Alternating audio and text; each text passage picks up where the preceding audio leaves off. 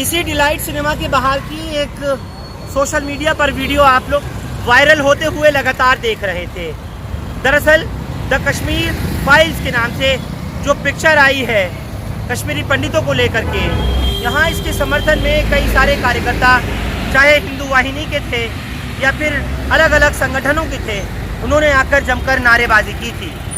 इस तरह की वीडियोस को देखकर आप लोग बिल्कुल इश्तियाल अंगेज ना हों और ना ही अपने हाथ में कानून लेने की सोचें। जिस तरह से आप लोगों ने देखा कि एक ग्रुप आता है, जमकर नारेबाजी करता है, और आप ये भी देख रहे थे कि उकसाने की भी लगातार कोशिश की गई, लेकिन आपको ना किसी की बातों में आना है, ना इस तरह से किसी के उकसाने में आना है। दरअसल माहौल को ख़राब करने के लिए एक नहीं, दो नहीं, हज़ारों तरह के प्रोपेगेंडे किए जाएंगे, लेकिन आप लोगों को सब्र से, तहम्मुल से काम लेना होगा। इसी डिलाइट सिनेमा पर जो इस वक्त डिलाइट डायमंड इसका एक पार्ट है, जहां पर द कश्मीर फाइल्स 11 मार्च को लगाई गई थी, उस वक्त से अब तक चल रही है। इलाके के लोग नहीं थे, यहाँ के मकामी, चाहे हिंदू हो या मुसलमान, किसी ने आकर यहाँ हंगामा नहीं किया था। लेकिन वो थे कौन? उन्होंने आकर के अचानक मौके का फ़ायदा उठा करके कुछ हुड़दंगियों ने जमकर नारेबाजी क्यों की? तो यहाँ चंद मुट्ठी भर लोग आकर के उस वक्त हंगामा कर रहे थे, क्योंकि पुलिस की मौजूदगी नहीं थी और ना ही इस बात का कोई आभास पुलिस को था कि डिलाइट पर जो कश्मीर फाइल फिल्म चल रही है उसको लेकर के कुछ लोग नारेबाजी करेंगे, माहौल को ख़राब करने की कोशिश करेंगे और फिज़ा में आलूदगी पैदा करेंगे। बहरहाल उस वक्त के बाद से लेकर अब तक पुलिस का अरेंजमेंट यहाँ पर किया गया है। लगातार अंदर भी बाहर भी पुलिस के जो जवान हैं वो तैनात हैं। जब ये वीडियो वायरल हुई है तो उसके बाद से लेकर अब तक यहाँ दिल्ली पुलिस की रिजर्व फोर्स को, थाना दरियागंज के स्टाफ को, और बल्कि कहूँगा कि पूरे एक प्लाटून को 3 दिन तक तैनात किया गया, यहाँ लगाया गया। तो इस वक्त फिल्म भी लगी हुई है और उसके अलावा पुलिस का अरेंजमेंट भी है, साथ ही साथ में जो रोड है वो भी चल रहा है। किसी तरह की कोई कोताही, कोई परेशानी वाली बात नहीं है। लोगों ने इस वीडियो को ज़बरदस्त तरीके से वायरल किया और यहाँ पर माहौल बिगाड़ना चाहा, लेकिन जैसे ही पुलिस के संज्ञान में आया, माहौल को किसी कीमत पर ख़राब नहीं होने दिया। उसको देखते हुए पुलिस का गश्त भी बढ़ाया गया है। ERV, QRT वगैरह इसी तरह से यहाँ पर तैनात की जा रही हैं, पेट्रोलिंग कर रही हैं, ताकि कोई माहौल ख़राब ना हो। ये फिल्म भी चलती रहे, इसको लेकर के भी हंगामा ना हो और ना ही जो चीज़ दिखाई गई है उसके ऊपर यकीन करके फिज़ा ख़राब हो, समाज के अंदर बदमज़गी फैले, ऐसा भी ना हो। द कश्मीर फाइल्स को लेकर अलग अलग प्रतिक्रियाएं आई हैं। कई सारे कश्मीरी पंडितों के इंटरव्यूज़ भी सोशल मीडिया पर वायरल हो रहे हैं, जो कह रहे हैं द कश्मीर फाइल्स पिक्चर जो बनाई गई है वो सच्चाई से पूरी तरह से हटकर है, सच्चाई से पूरी तरह से दूर है। उन्होंने कहा कि जो इसमें दिखाया गया है ऐसा हमारे साथ कुछ नहीं हुआ और जो कुछ हुआ है वो इसमें दिखाया ही नहीं गया। बहरहाल कुछ सोशल मीडिया पर जो वीडियोस वायरल हुई हैं, चाहूँगा कि एक एक करके आप वो भी सुने। जो मेरे हस्बैंड का गलत सीन दिखाया है उससे ऑब्जेक्शन है। इन्होंने दिखाया है, आप देखो कर्फ्यू लगा है, आप खुद सोचो, कर्फ्यू लगा है तो बच्चे स्कूल कैसे जा रहे हैं? सबसे बड़ी गलती नोट करने वाली है ये। क्या लोग, इतनी बड़ी कॉल है, जो पाकिस्तान से भी इतने प्रोएक्टिव हो रखे हैं, बेनजीर भुट्टो का भी उन्होंने बताया है और क्रिकेट मैच का भी बताया है कि जो हा हल्ला ये लोग करते हैं, और आप ये बता रहे हो कि इतना तूफान उठा है, जेनोसाइड 19 को हो गया है और लोगों के लिए इतनी प्रॉब्लम, जो किलिंग ऐसे हो रही है, रोड साइड पे ब्लड बह रहा है, तो आप दिखा रहे हो बच्चे स्कूल जा रहे हैं पिट्ठू उठा के और हाथ में फूल पकड़े हुए हैं। मिथुन चक्रवर्ती जी ने इसमें रोल किया है किसी गवर्नमेंट ऑफिसर का, तो उन्होंने, अब रवि का सीन ठोका गया है, बीच में सीन बनाया गया है कि चलो जी रवि, स्क्वाड्रन लीडर खन्ना की बीवी की जंग की वजह से उनको दुनिया जानती है आज, वरना बड़े सोल्जर्स शहीद होते हैं हमारे, 1 to 1 किसी का नाम नहीं जानता कोई कि फलाना। लेकिन इन्होंने क्या दिखाया है कि 3-4 ऑफिसर खड़े हैं, मिथुन चक्रवर्ती जी मॉर्निंग वॉक पे जा रहे हैं और वो कहते हैं हाय रवि, रवि भी उनको देख के हाई करता है और बच्चे आते हैं वो उसको रोज प्रेजेंट कर रहे हैं रोड साइड पे, और वो बच्चों को टॉफियां बांट रहा है। इतने में मिलिटेंट्स आते हैं, वो उनको गोलियां मार के तो चले जाते हैं। ये दिखाया है जो ऑब्जेक्शनेबल है, क्योंकि इनको यही दिखाना चाहिए था जो हुआ है। क्योंकि इनको क्या ये इन्होंने मेरे से परमिशन ली थी कि हम मूवी बना रहे हैं, उसमें स्क्वाड्रन लीडर खन्ना का ये सीन डालना चाहते हैं? मैडम आप सच्चाई हमको बताएंगे कि क्या बात आपने अग्निहोत्री जी से की थी कि आपकी बिना परमिशन के ये किस तरह से उन्होंने सीन क्रिएट किया? मुझे नहीं पता। आपने पूछा उनसे? मैंने कहा है वहां पे, और क्या इंडियन एयरफोर्स से पूछा है? मुझे तो छोड़ दो। डिफेंस मिनिस्ट्री से पूछा है कि डिफेंस वालों के सीन इस तरीके से देने से एक स्क्वाड्रन लीडर खन्ना का ही अपमान नहीं मैं समझती, मैं पूरी डिफेंस फोर्स का ये अपमान समझती हूं। कश्मीर में जो कश्मीरी पंडितों का सवाल है, उनके पलायन का सवाल है, इसको लेकर हमने वहां पर आरटीआई लगाई थी कश्मीर प्रशासन को, तो वहां से बड़ी चौंकाने वाली सूचना मिली है। अभी डीएसपी हेडक्वार्टर कश्मीर ने हमारे को सूचना दी है आरटीआई में कि जब से 1990 से वहां पर मिलिटेंसी हुई है, आतंकवाद हुआ है, तो वहां पर कुल 1724 लोग मारे गए हैं। इनमें से मात्र 89 लोग ही जो है कश्मीरी पंडित थे, यानी कि सिर्फ मरने वालों में से 5% ही कश्मीरी पंडित मारे गए, आतंकवाद के शिकार हुए। बाकी जो थे 1635 लोग वो स्थानीय कश्मीरी मुसलमान और जो कुछ संख्या में सिख लोग थे।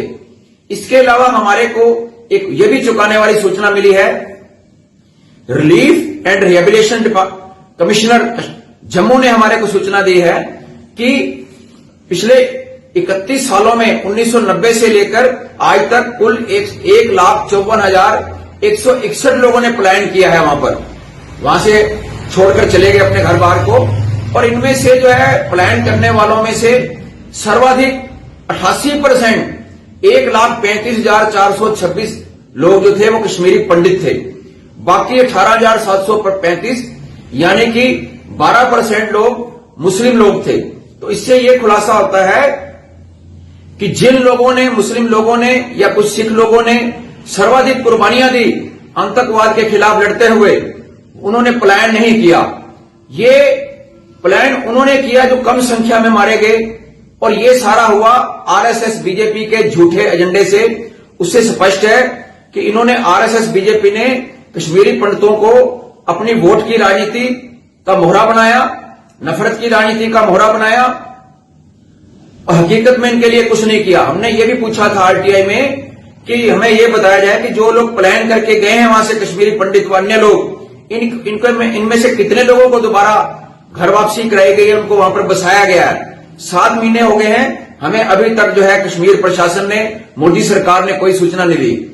हम इस खुलासे के माध्यम से मांग करना चाहते हैं कि जो आरएसएस बीजेपी का दुष्प्रचार है पूरे देश के अंदर, नफरत की राजनीति है, उससे लोग सावधान रहें। और वहां के जो मुस्लिम लोग जो है कश्मीर के, जो इतनी बहादुरी से आतंकवाद का मुकाबला कर रहे हैं, जिनका कहीं जिक्र नहीं है, सिर्फ कश्मीरी पंडितों को आगे रखकर उनको मोहरा बनाकर वोट की राजनीति आरएसएस बीजेपी खेल रहे हैं। इससे लोग सावधान रहें और इन सभी लोगों के जो पलायन किया है उनको वहां पर स्थापित किया जाए। बीबीसी के पत्रकार ने एक खास इंटरव्यू किया है और उस इंटरव्यू में तमाम कश्मीरी पंडितों ने अपनी अपनी राय रखी है। द कश्मीर फाइल्स फिल्म के आने के बाद से कश्मीरी पंडितों का अपना क्या विचार है, क्या कहना है, वो तमाम बीबीसी के इस इंटरव्यू को मैं चलाना चाहता हूं और चाहता हूं कि आप लोग भी सुने और देखें जो वो बता रहे हैं, किस तरह से वो कहते हैं कि सच्चाई पर मबनी ये फिल्म बिल्कुल नहीं है। एक बार देखिए बीबीसी के उस इंटरव्यू को जो इस वक्त वायरल हो रहा है। जो ये फिल्म है, मुझे लगता है ये 2024 का इलेक्शन टर्न है। ये जाएंगे दुनिया भर में, कहेंगे देखिए कश्मीरी पंडितों के साथ जुल्म हुआ है, पाकिस्तान ने हमें उजाड़ा, पाकिस्तान ने मिलिटेंसी की, उस वक्त आम मुसलमान उसमें नहीं था, मुसलमानों को भी मारा गया। क्योंकि ये 32 ईयर्स का वहां पे जो इकट्ठा हुआ है वो बारूद जो है वो 32 ईयर्स ये हुए, उससे पहले भी पता नहीं कहां कब से वो वहां पे वो बारूद इकट्ठा हो रहा था। जब तक वो बारूद ठीक नहीं होगा तो उसमें तो टाइम लगेगा। 1990 में हमारा पलायन हुआ है, उसका जिम्मेदार भी गवर्नमेंट ऑफ इंडिया ही है। आप उसको आज कुछ भी बोल दो, मुझे लगता है कि इस तरीके की यदि पिक्चरें बनेंगे वो एक दूरियां पैदा करेंगे, उधर से भी तो इधर से भी।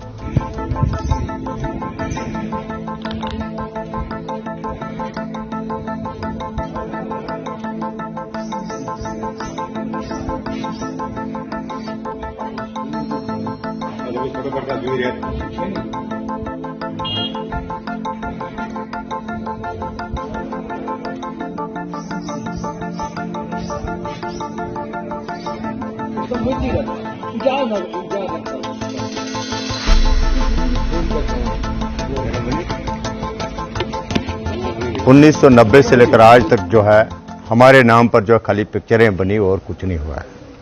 इवन आज भी ये पिक्चर बनने से ना मेरी घर वापसी हो सकती है, ना मेरे देश का कोई समाधान हो सकता है, ना मेरे जम्मू कश्मीर का कोई समाधान हो सकता है। ये एक जिस हिसाब से हमें 1990 से लेकर आज तक जो है एक पॉलिटिकल टिश्यू पेपर की तरह हमें यूज किया गया है और आज भी वही हो रहा।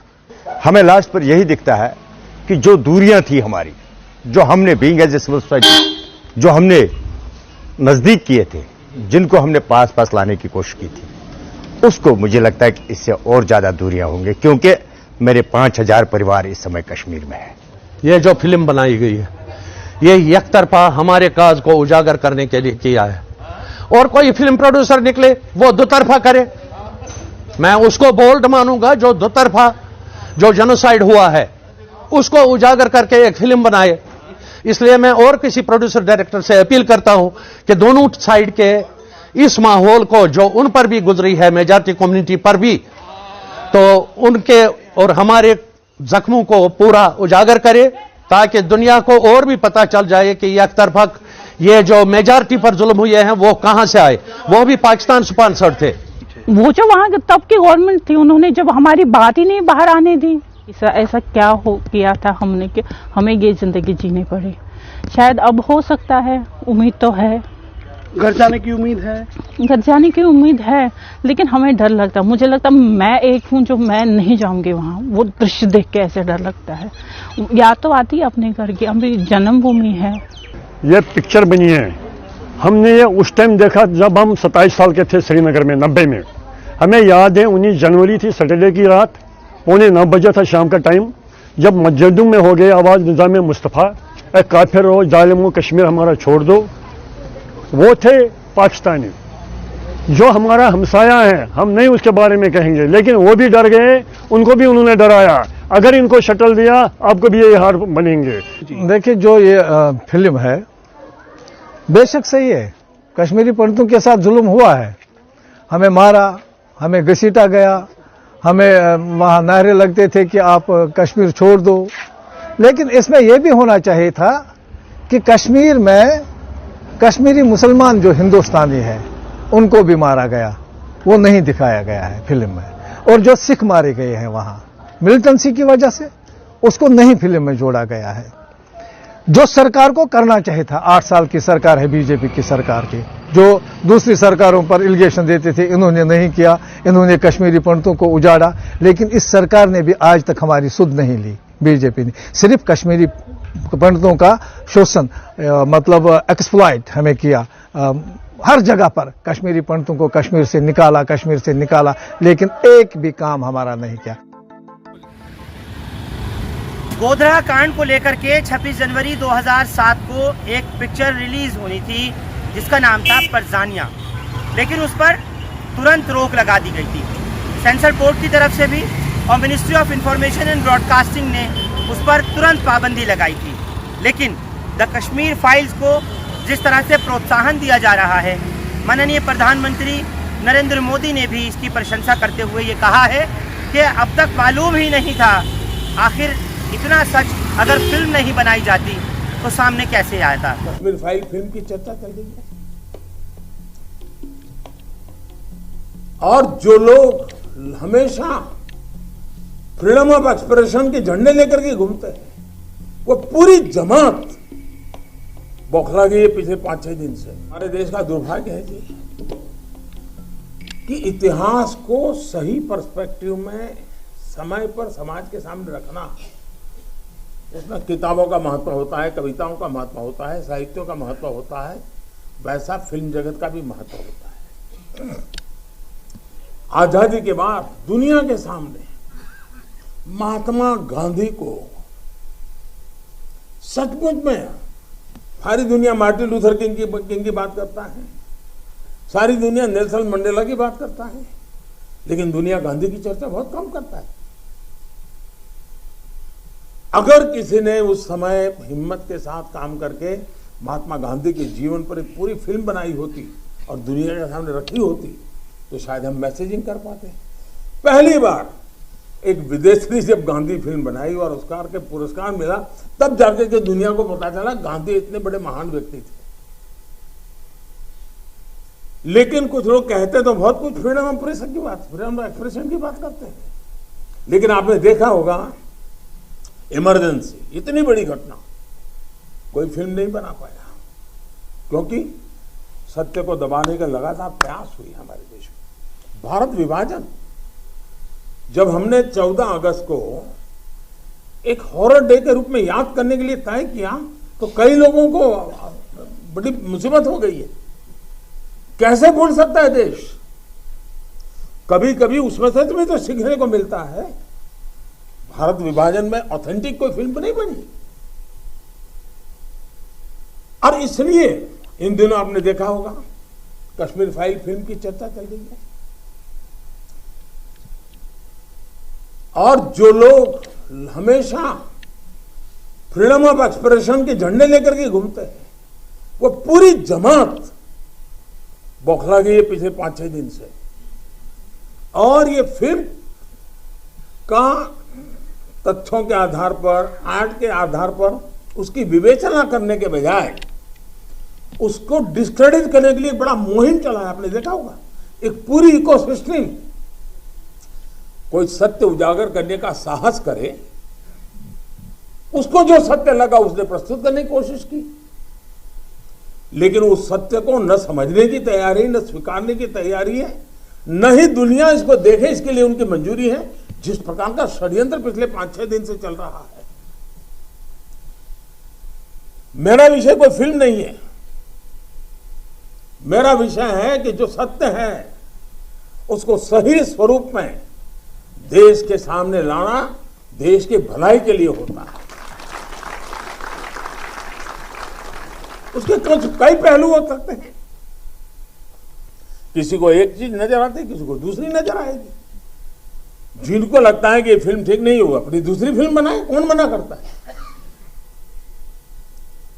लेकिन उनको हैरानी हो रही है कि जिस सत्य को इतने सालों तक दबा करके रखा, उसको तथ्यों के आधार पर जब बाहर लाया जा रहा है और कोई मेहनत करके ला रहा है, तो उसको पूरी इकोसिस्टम लग गई है, पूरी इकोसिस्टम लग गई है। और ऐसे समय जो सत्य के लिए जीने वाले लोग हैं, उन्होंने सत्य के खातिर खड़े होना उनकी जिम्मेवारी होती है। और ये जिम्मेवारी मैं आशा करूंगा सब लोग निभाएंगे। कुल मिलाकर के समाज के अंदर जहर घोलने की अगर आज कोई भी फिल्म हो, चाहे वो परजानिया हो या द कश्मीर फाइल्स हो या और कोई सी भी पिक्चर हो, भाईचारा को खत्म करने की बात की जाती हो, सांप्रदायिक सौहार्द बिगाड़ने की बात की जाती हो, जहां यूनिटी को खराब किया जाने वाली बात की जाती हो, इस तरह की कोई सी भी पिक्चर को नहीं रिलीज किया जाना चाहिए, बल्कि रिलीज ही नहीं बल्कि उस पर तुरंत पाबंदी लगाई जानी चाहिए, ताकि फिजा खराब ना हो सके, बदअमनी नहीं फैल सके। बहरहाल अब पूरे देश और दुनिया भर में द कश्मीर फाइल्स की मूवी जा चुकी है, और जो दिखाया गया है, जितना आप लोगों ने सुना अभी, कश्मीरी पंडितों ने कहा कि सच्चाई से ये परे है, उसको देखते हुए क्या अब इसका कोई पार्ट 2 भी लाया जाएगा जिसमें सच्चाई होगी या नहीं होगी, ये अपने आप में बड़ी बात होगी। आप लोग हमारे साथ इस खबर पर जुड़े, आपका बहुत शुक्रिया। हिंदुस्तान लाइव फरहान याहिया यूट्यूब पर सब्सक्राइब कर सकते हैं और क्लिक कर सकते हैं बेल आइकन हमारी खबर की पहली नोटिफिकेशन। फेसबुक पर हमारा page Hindustan live Farhan Yahiya follow और लाइक कर सकते हैं। बहुत बहुत शुक्रिया साथ जुड़ने के लिए। Thank you for now.